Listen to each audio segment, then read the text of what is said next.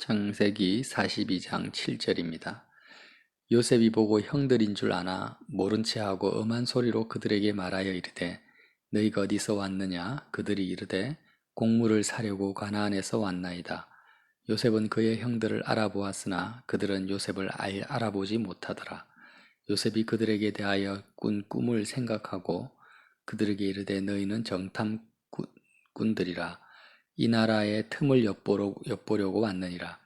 그들이 그에게 이르되 내 주여 아니니이다. 당신의 종들은 곡물을 사러 왔나이다. 우리는 다 한 사람의 아들들로서 확실한 자들이니 당신의 종들은 정탐꾼이 아니니이다.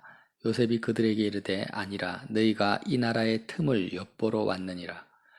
그들이 이르되 당신의 종 우리들은 12형제로서 가나안 땅 한 사람의 아들들이라. 막내 아들은 오늘 아버지와 함께 있고 또 하나는 없어졌나이다. 요셉이 그들에게 이르되 내가 너희에게 이르기를 너희는 정탐꾼들이라 한 말이 이것이니라. 너희가 이같이 하여 너희 진실함을 증명할 것이라.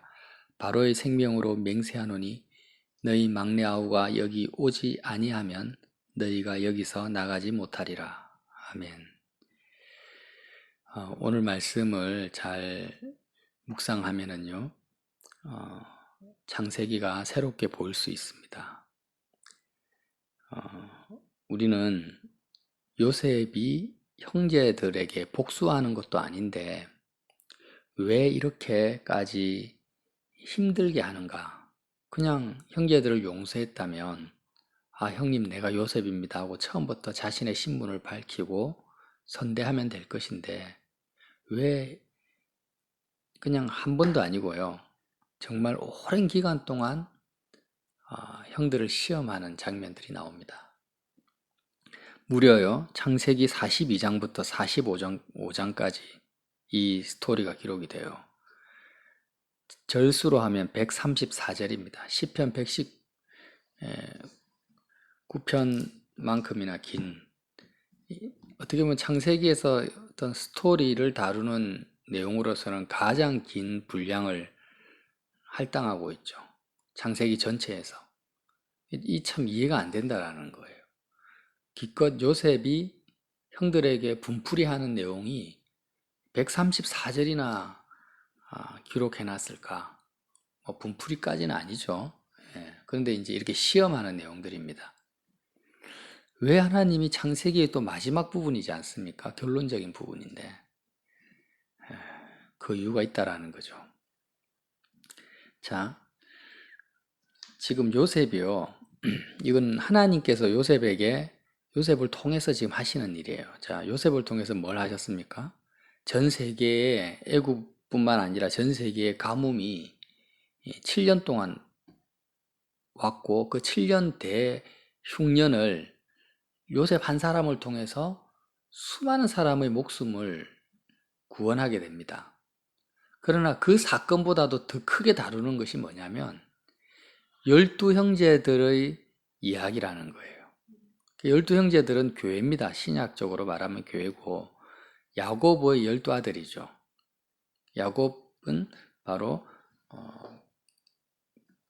그 교회의 시초가 될 수 있죠. 이스라엘 민족의 시조지 않습니까? 그래서 우리는 이 관점을 어떻게 보냐면 인간적인 관점으로 야곱과 12아들의 그런 이야기다. 요셉이 형들의 마음을 시험하는 이야기다. 이렇게 보면 안 되고 하나님께서 구약시대의 교회의 시초에 어떻게 지금 하나되게 하시는가?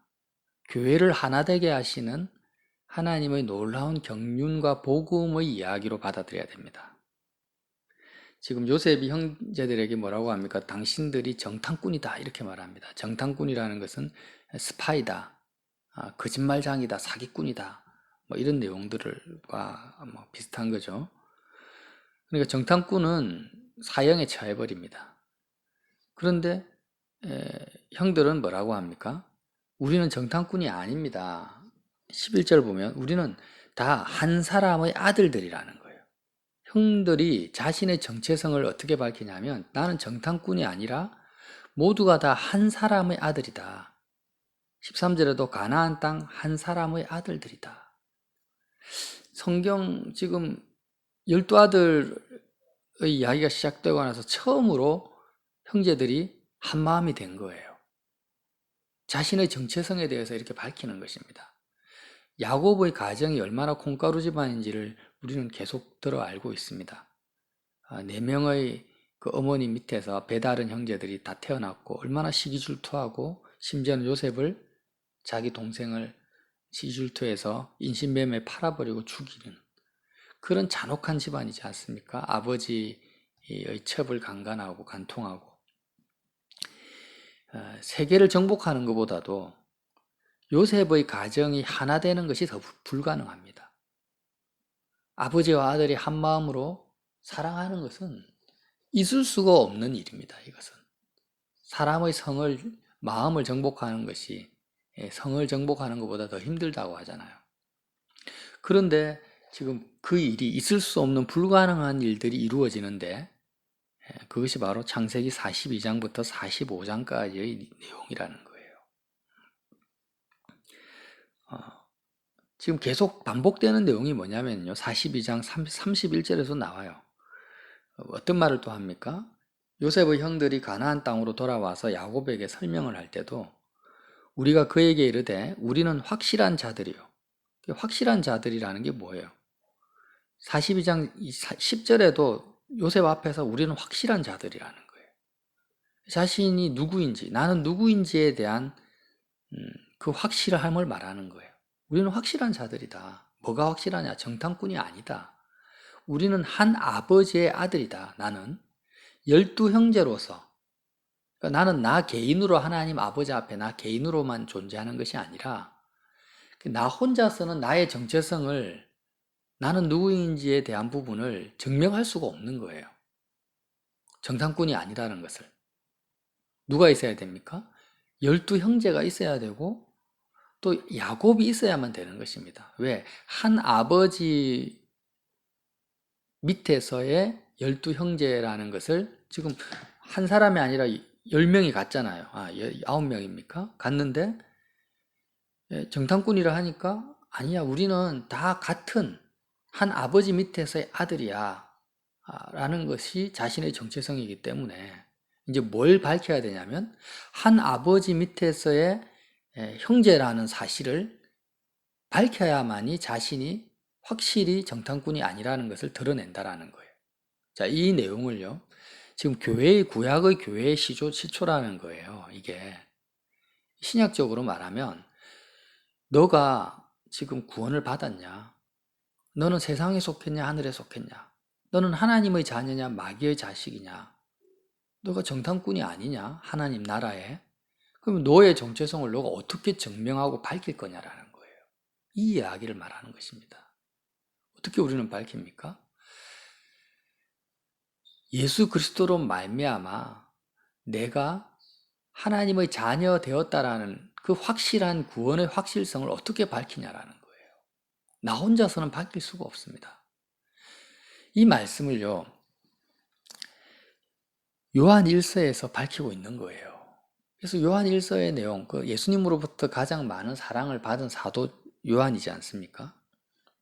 요한 1서가 새롭게 보입니다. 창세기 42장에서 45장까지의 말씀을 읽으시고 요한 1서를 읽어보시면 요한 1서가 왜 그렇게 말씀하시는지를 우리가 알 수 있다는 것입니다.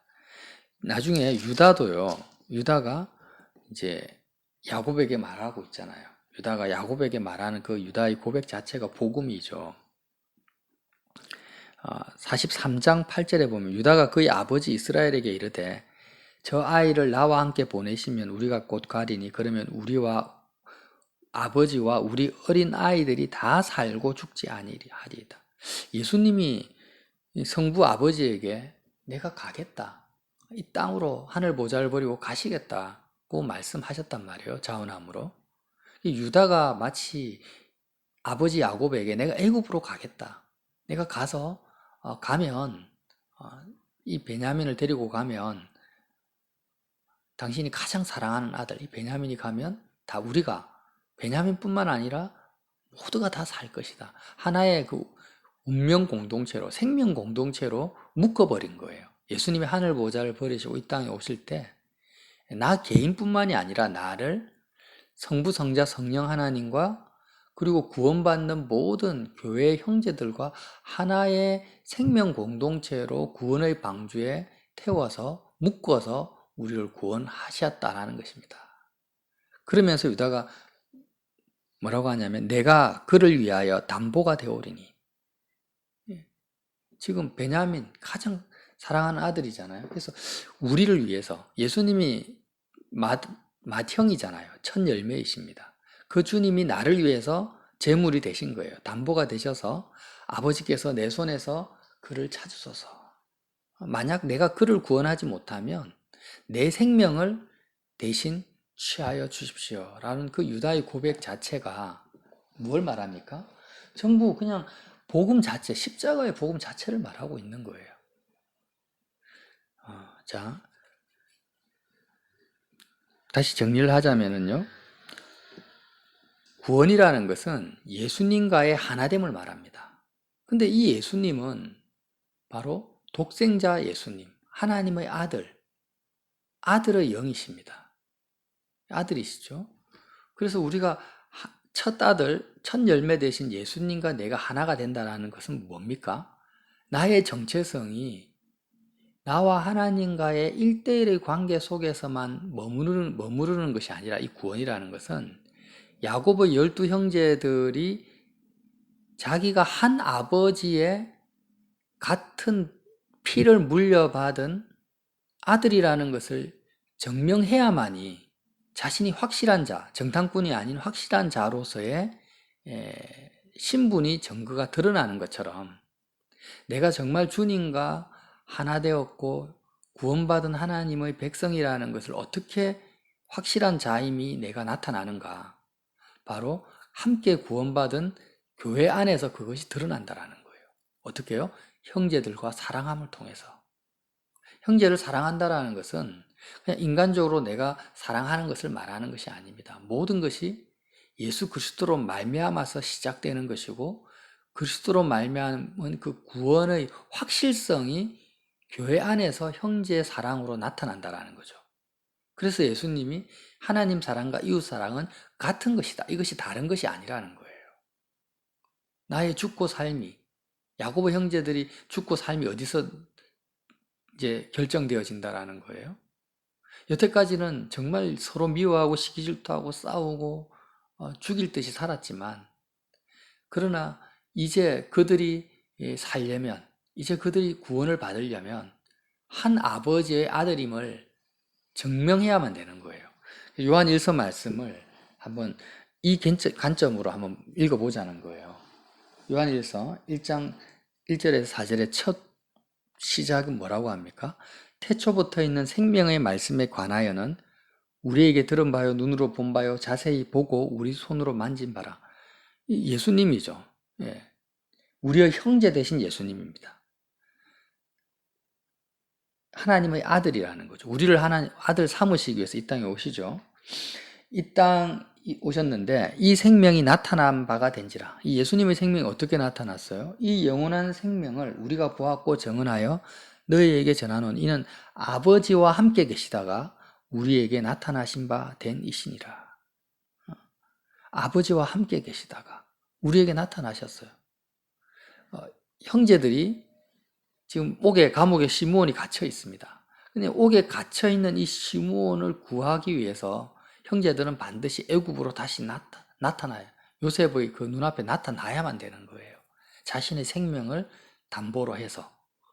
그러니까 이 복음이 그대로 형제들의 그 12 아들을 통해서 나타나야 된다는 거예요. 증명되어야 된다는 거죠. 그 내용을 말씀하고 있는 거예요. 우리가 보고 들은 바를 너희에게 전하노니 너희로 우리와 사귐이 있게 하려 함이니 우리의 사귐은 아버지와 그 아들 예수와 더불어 누림이라. 우리가 이것을 쓰면 우리의 기쁨이 충만하게 하려 함이라. 요한 1서의 내용은 뭐냐면 창세 전부터 태초부터 있는 생명의 그 말씀의 비밀이 나타나는데 나타났는데 바로 하나님 아버지와 함께 계시다가 우리에게 나타나신 바 된 예수님을 우리가 보고 들었다.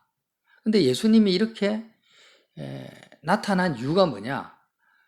아버지와 그 아들 예수 그리스도와 함께 너와 우리가 이 복음을 듣는 형제들과 우리가 서로 함께 누리기 위한 것이다. 우리의 기쁨이 충만하기 위한 것이라는 거예요. 요한일서 2장 1절에는요. 나의 자녀들아 내가 이것을 너희에게 쓰면 너희로 죄를 범하지 않게 하려 함이라. 만일 누가 죄를 범하여도 아버지 앞에서 우리에게 대언자가 있으니 곧 의로우신 예수 그리스도라. 그는 우리 죄를 위한 화목 제물이니 우리만 위할 뿐 아니요 온 세상의 죄를 위하심이라. 우리가 그의 계명을 지키면 이로써 우리가 그를 아는 줄로 알 것이요 그를 아노라 하고 그의 계명을 지키지 아니하는 자는 거짓말하는 자요 진리가 그 속에 있지 아니하되 누구든지 그의 말씀을 지키는 자는 하나님의 사랑이 참으로 그 속에서 온전하게 되었나니 이로써 우리가 그의 안에 있는 줄을 아노라. 그의 안에 산다고 하는 자는 그가 행하시는 대로 자기도 행할지니라. 여러분 놀랍지 않습니까? 내가 예수님 안으로 들어가는 것이 그게 구원이에요. 그런데 내가 예수님 안에 들어왔다라는 것의 그 증거가 뭐냐라는 거예요. 그의 안에 산다고 하는 자는 그가 행하시는 대로 자기도 행할지니라. 예수님이 뭘 행하셨어요? 하늘 보좌를 버리고 자기 목숨을 담보 삼아서 우리를 구원하신 거예요. 그런데 예수님이 행하신 것처럼 유다가 행합니다. 자기 생명을 담보 삼아서 형제를 구원하기 위해서 애굽으로 간다라는 거예요. 이렇게 예수 그리스도 안에서 하나됨, 연합됨이 이제 나타나야 된다는 거예요. 교회 안에서, 형제들과의 관계 속에서. 이게 뭐예요? 내가 정말 구원받았다. 내가 정말 예수 그리스도 안에 있다라는 확실한 증거라는 거예요. 내가 정탐꾼이 아니고, 내가 사기꾼이 아니고 거짓말장애가 아니라 하나님의 자녀가 되었다는 확실한 증거예요. 여러분 이것을 율법적인 것으로 생각하시면 안 됩니다. 율법은 내 노력과 내 의와 내 애씀을 통해서 말씀을 지키고 형제를 사랑하려고 노력하는 것이고요. 이 새 계명, 옛 계명이 아니라 새 계명은 그냥 열매예요. 씨는 뭐예요? 예수님과 하나됨입니다. 예수님이 나를 먼저 사랑하셨다라는 거예요. 주님의 사랑을 내가 믿고 받아들이는 겁니다. 이게 씨입니다. 열매는 뭐예요? 그 씨가 그대로 자라서 나타나는 것이 열매죠. 열매라는 개념에는요, 성령의 열매라고 하잖아요. 열매라는 개념은요, 나의 노력과 애씀을 말하는 게 절대 아니에요. 항상 우리는 열매를 생각할 때, 최종적인 결과물이다라고만 생각하시면 안 됩니다.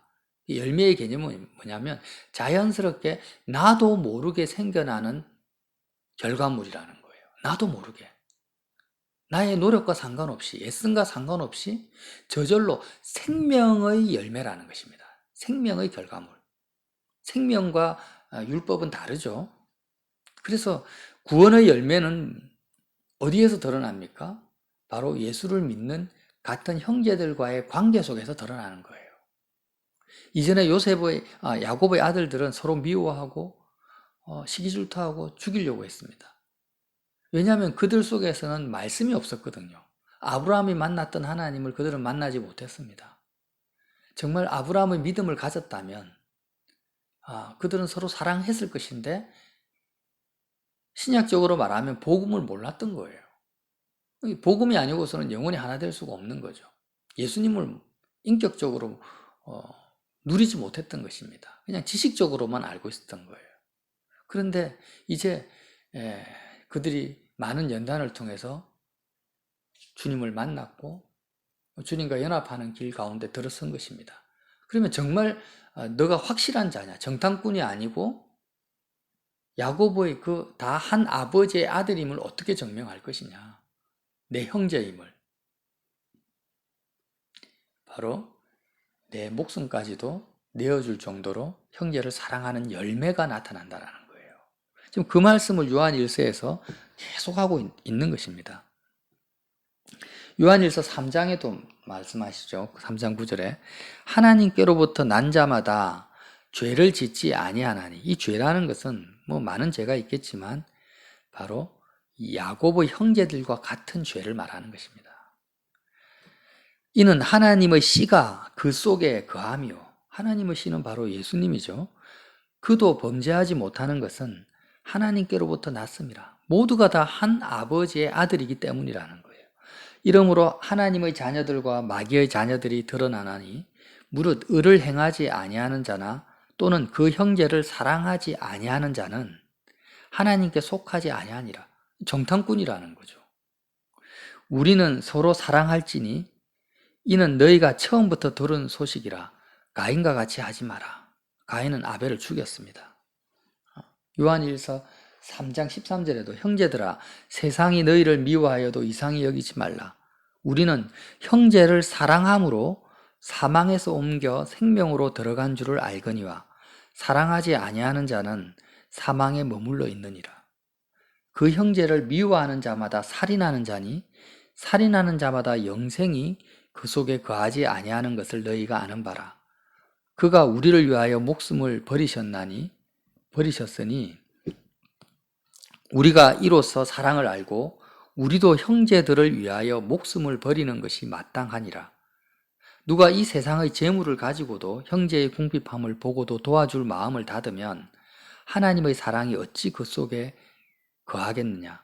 형제들아 우리가 말과 혀로만 사랑하지 말고 행함과 진실함으로 하자. 여러분 이게 복음이지 계명 어떤 율법이 아닙니다.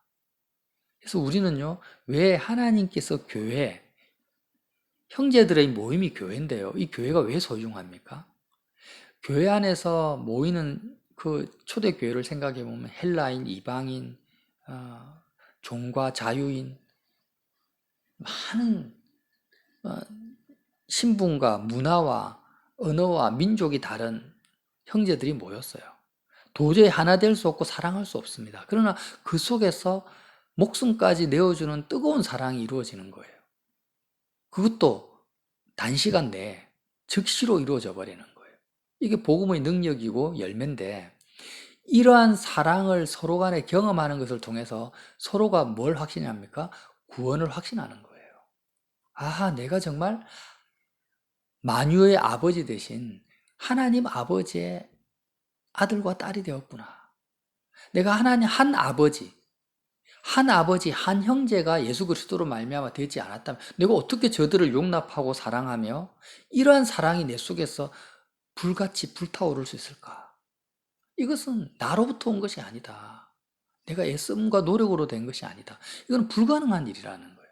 야고보 형제들이 서로 사랑하고 아버지와 하나 되는 것이 불가능한 것을 경험하는 것을 통해서 그들이 이 지구상에서 유일하게 선택받은 선민이라는 것을 확신하게 된다는 거예요.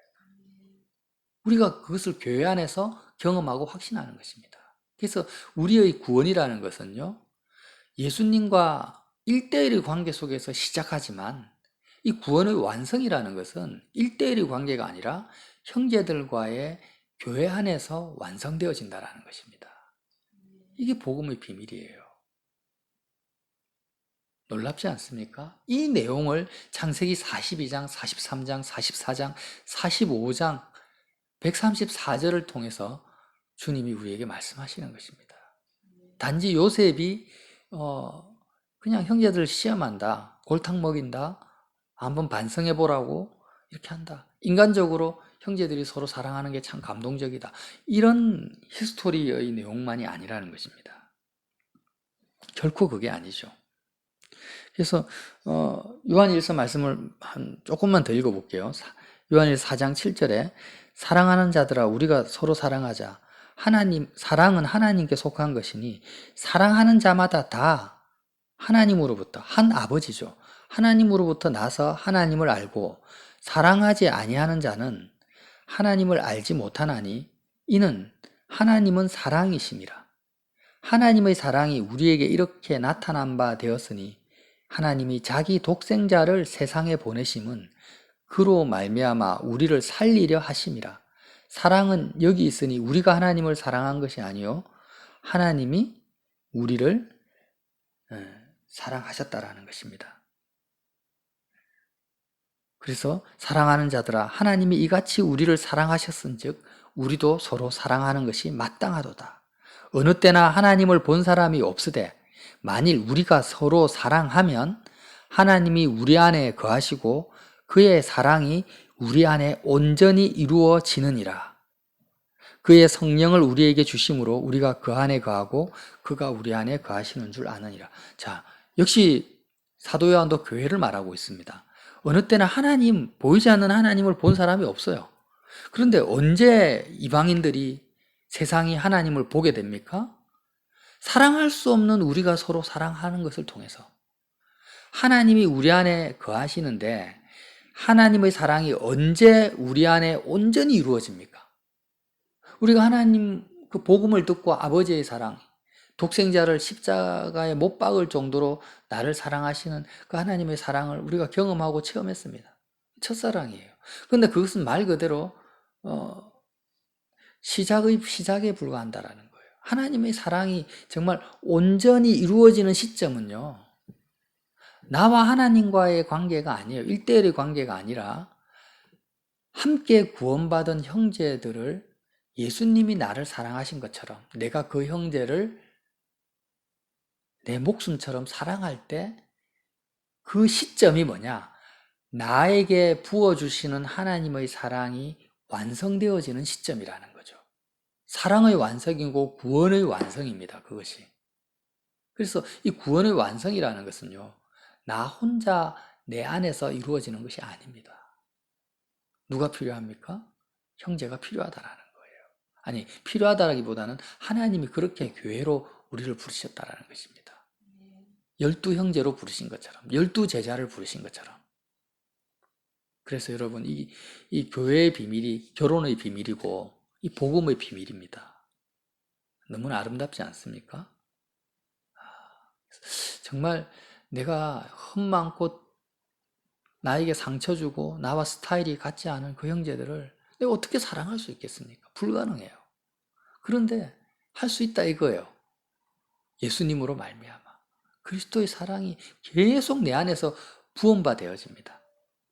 자기의 목숨까지 아끼지 아니하시고 나를 위해서 십자가의 제물로 내어주신 그 예수님의 사랑이 날마다 순간마다 분초마다 내 마음속에 쏟아져 들어옵니다. 햇빛처럼, 단비처럼 계속 쏟아져 들어올 때 그 주님의 사랑을 통해서 나는요, 흠 많고 점 많고 사랑하기 불가능한 그 형제들을 나도 모르게 사랑하고 있는 거예요. 포기하지 않는 것입니다. 계속 인내하면서 어떻게 내한테서 이런 일이 벌어질 수가 있지?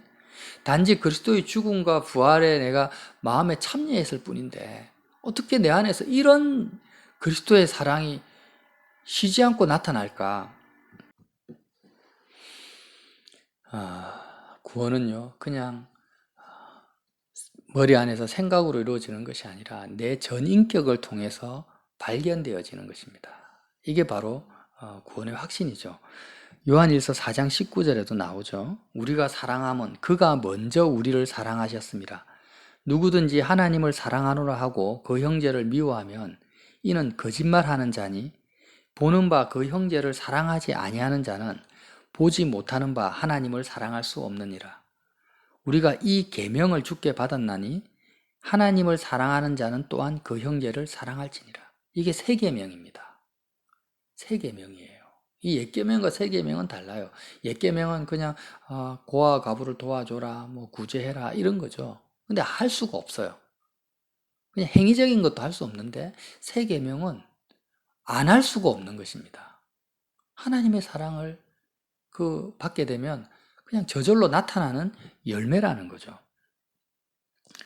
그래서 요한일서 5장에도 또 나와요. 예수께서 그리스도이심을 믿는 자마다 하나님께로 난 자니 또한 낳으신 이를 사랑하는 자마다 그에게서 난 자를 사랑하느니라. 결론입니다. 예수께서 그리스도이심을 믿는 자. 우리가 다 예수님을 그리스도라고 고백하는 거예요. 그런데 정말 너가 말로만, 스파이들도 나는 스파이가 아닙니다라고 다 말하죠. 완벽하게 속입니다. 그런데 그런 정탐꾼처럼, 스파이처럼 말할 수 있는데 누구든지. 근데 정말 스파이가 아니고 정탐꾼이 아닌 사람은요, 하나님께로 난 자는 낳으신 이를 사랑하는 자마다 그에게서 난 자를 사랑한다라는 것입니다. 사랑하게 살 수밖에 없는 거예요. 유다처럼. 그래서 저와 여러분이 오늘 말씀이 조금 길었는데 창세기와 요한일서 말씀, 요한일서는 성경의 요한계시록 앞에 있는 맨 거의 신약 성경의 끝부분이잖아요. 창세기는 성경의 첫 부분입니다. 그런데 신약의 끝부분과 이 창세기의 끝부분이 이렇게 같은 맥락으로 흘러간다는 거예요. 그리고 이 안에는 바로 구원과 복음과 교회의 비밀이 여기에 있는 것입니다. 그래서 우리는 형제를 사랑하려고 애쓰지 마십시오. 안 됩니다. 용서하려고 노력해도 안 돼요. 그건 율법주의적인 사랑이고, 정말 내가 모든 형식과 규율과 율법에서 자유하고 초월해 버려야 됩니다. 그냥 예수 그리스도 한 분, 내가 온전히 세상에 대해서 죽고 오직 그리스도 안에서 새롭게 태어난 새 피조물로 내가 다시 태어날 때, 날마다 그렇게 될 때 나에게 거저 주어지는 열매가 바로 예수님이 나에게 베푸신 사랑이 나를 통해서 나타난다. 야, 이거는 너무나 놀라운 은혜입니다. 놀라운 은혜라는 거예요. 어떻게 나 같은 죄인이 예수님이 형제를 사랑했듯이 내가 사람들을 사랑할 수 있단 말입니까? 나 같은 죄인이. 나같이 머리끝부터 발끝까지 의가 없고 온갖 죄악으로 물들어 있는 이 태생부터의 죄인이 어떻게 주님의 사랑을 흉내낼 수 있단 말입니까? 흉내내는 것도 아니죠. 그리스도의 사랑이 나를 통해서 나타난다. 이 놀라운 복음이 저와 여러분의 삶을 통해서 정말 온전히 완전히 나타나기를 오늘 하루도 예수님 이름으로 빌어드립니다.